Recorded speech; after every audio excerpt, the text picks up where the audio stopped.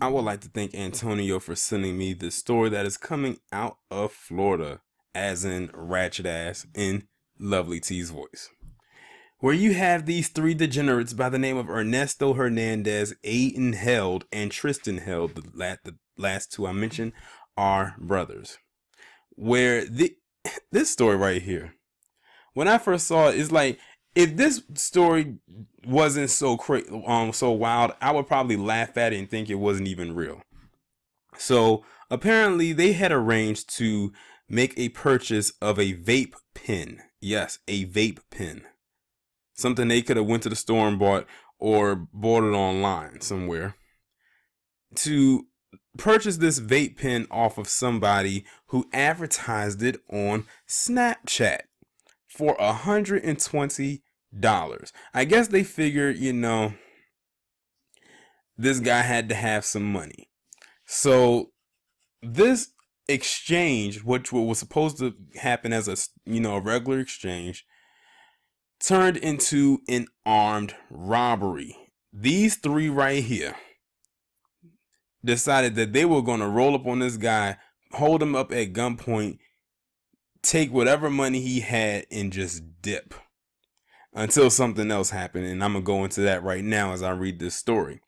A trio of Florida teens, including a pair of brothers, robbed a man at gunpoint after setting up a transaction for a $120 vaping device on Snapchat. The victim told police in Cape Coral that he arranged to buy a vape pen on Snapchat via a third party and agreed to meet the seller in front of his home early Wednesday. First off, I don't know why people still try to buy stuff from other people like this online and want to meet them somewhere. First off, if you're going to do something like that, you need to do that out in the open, in the daytime when there's people around. But I still don't trust it. Like, you couldn't pay me enough to buy something off of Craigslist, because Craigslist got some crazy people on that thing. Anyway, is that the victim hopped into a minivan that pulled up, and the driver, who was identified by police as 16-year-old Tristan Held, then pointed a handgun at him before demanding his wallet and a phone. A passenger in the backseat, Ernesto Hernandez, also aged 16, also pulled a gun and aimed it at the man, who immediately turned over his cash, wallet, a cell phone before running back inside of his home and calling 911. Responders officers later caught up with the teens when the sergeant spotted a silver Chrysler Town and County.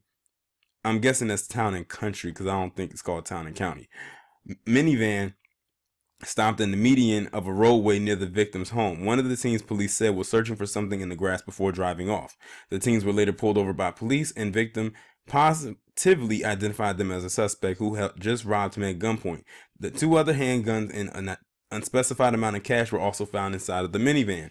Held's brother Aiden, age 14, was sitting in the front seat at the time of the robbery, according to investigators. All three teens were slapped with charges of robbery with a firearm and grand theft before they were taken into custody at the Juvenile Assessment Center, Cape Coral, police said. They also need to be hit with a whole bunch of charges that'll give them some jail time. But something tells me they won't get it. At least the two to the right won't. But that one on the end, who looks like he was one of the ringleaders, they might throw the book at him. But who knows? This is Florida we're talking about here. It's been a lot of questionable things that have come out of that state for the last few years.